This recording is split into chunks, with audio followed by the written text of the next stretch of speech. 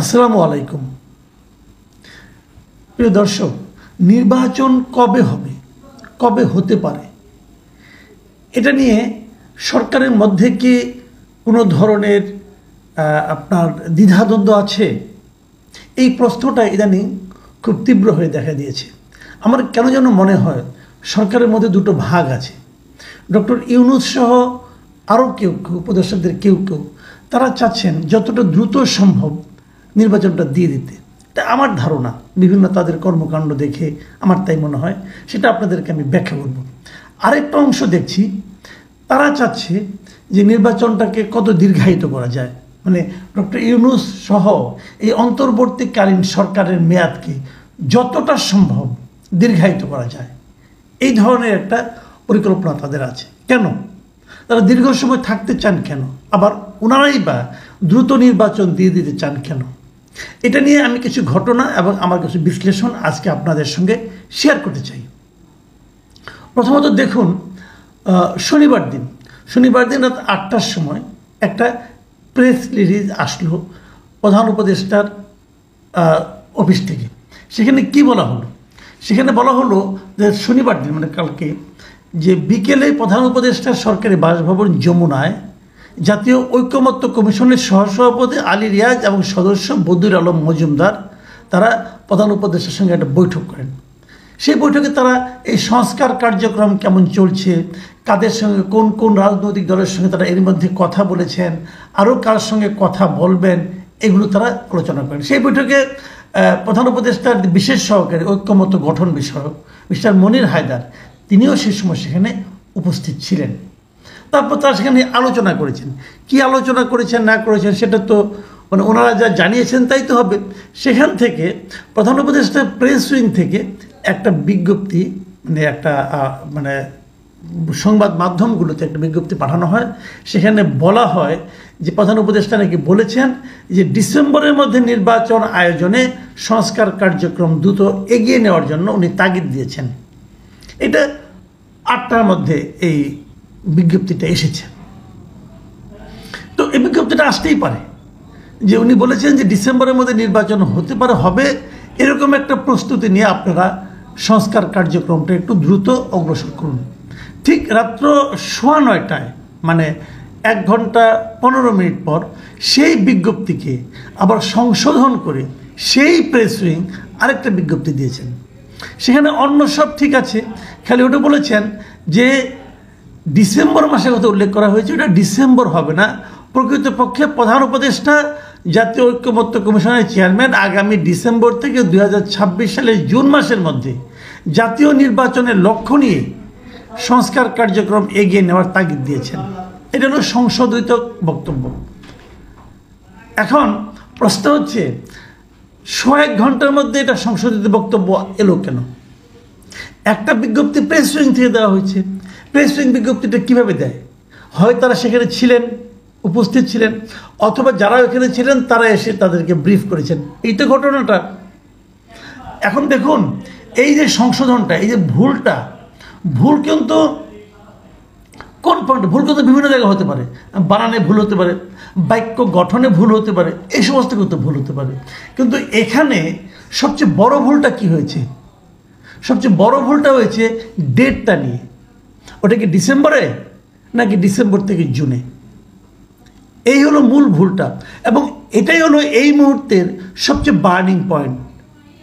সকল রাজনৈতিক দল সরকারের কাছে একটা জিনিসই বারবার শুনতে চাচ্ছে যে আপনারা নির্বাচন কবে দেবেন, এবং এই জায়গাটিতে ভুল কেন হবে?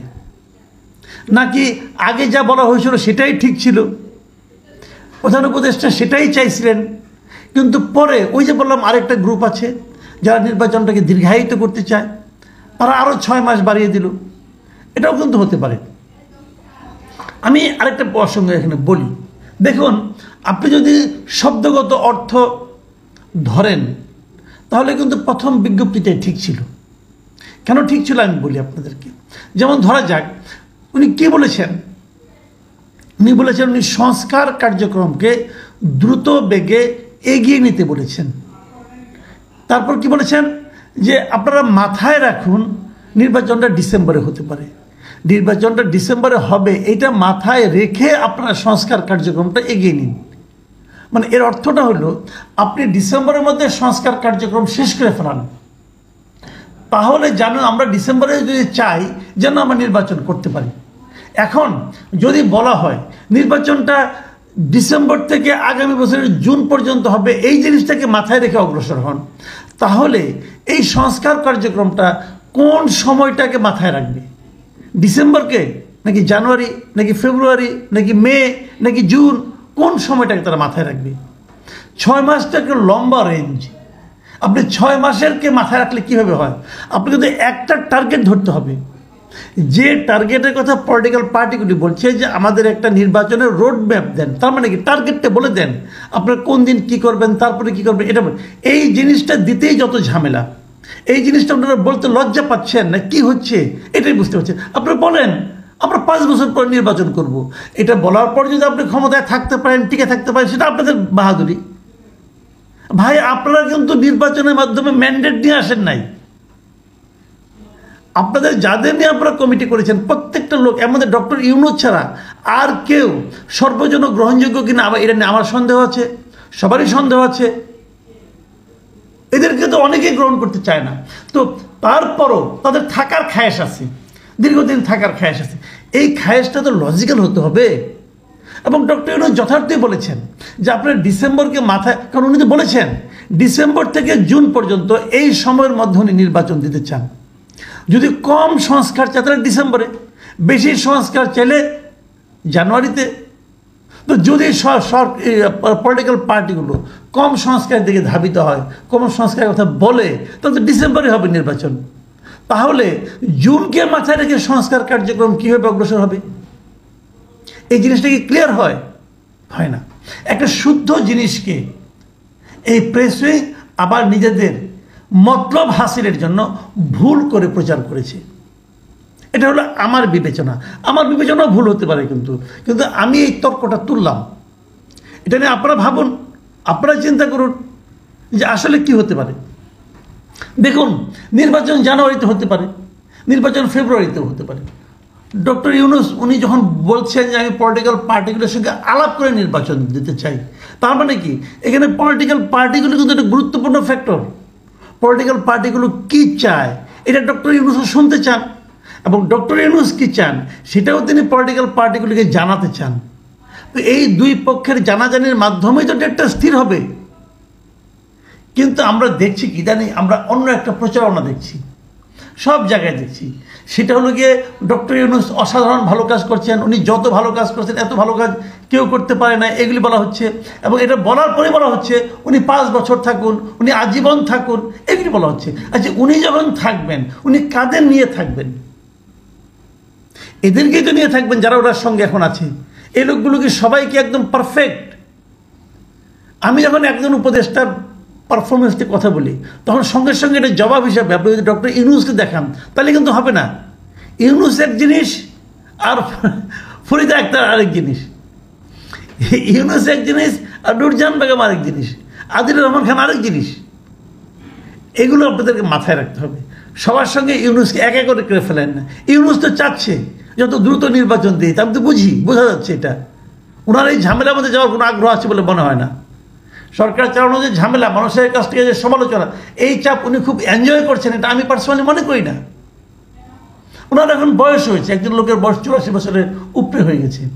বরঞ্চ উনি যদি মনে করতেন যে না একটা গণতান্ত্রিক সরকার আসবে, সেই সরকারে উনি প্রেসিডেন্ট হয়ে যাবেন, হতে পারে। কিন্তু আমাদের এই ইতিহাসটা এরকম আছে। 91 সালে যে ওই সময় যে অন্তর্বর্তীকালীন সরকার ছিল, যে শাহাবুদ্দিন আহমেদ সাহেব, 1996 সালে আওয়ামী লীগের সরকারের প্রেসিডেন্ট হয়েছিলেন। ডক্টর সেরকম কিছু হতে পারেন, তাহলে তো ওনার অবস্থানটাও থাকলো। এবং এখন তো নতুন সংবিধানের প্রেসিডেন্টের সঙ্গে প্রধানমন্ত্রীর ক্ষমতার একটা ভারসাম্য আছে, তার মানে উনি সেগুলো ভূমিকাও রাখতে পারবেন। সেটাই বরং ভালো চয়েস হতে পারে আমি মনে করি। এবং আমি তো এটাও মনে করি যে পলিটিক্যাল গভর্নমেন্টগুলি যখন বলে, পলিটিক্যাল পার্টিগুলি যখন বলে যে আমরা যদি সরকার গঠন করি, আমাদের সরকারের প্রেসিডেন্ট ডক্টর ইউনূস হবে, আমি হাইপোথেটিক্যালি বললাম, যদি বলেন তাহলে ডক্টর ইউনূস খুব একটা অরাজি হবেন না। কিন্তু তখন দুঃখিত হবেন সেই লোকগুলো যারা ওনাকে সরকার প্রধান হিসেবে রেখে অন্য অন্য পদ দখল করে নানা রকম ফয়দা লুটতে চান তারা। একটা জিনিস মাথায় রাখতে হবে, আমার ধারণা এই যে লোকগুলো আছে এরা আসলে ডক্টর ইউনূসকেও বিক্রি করতে চায়, ডক্টর ইউনূসকেও বিব্রত করতে চায়, ডক্টর ইউনূসকেও বিতর্কিত করতে চায়। এই লোকগুলির বিষয়ে কিন্তু সাবধান হতে হবে। প্রিয় দর্শক, এখানে পর্যন্তই। আল্লাহ হাফেজ।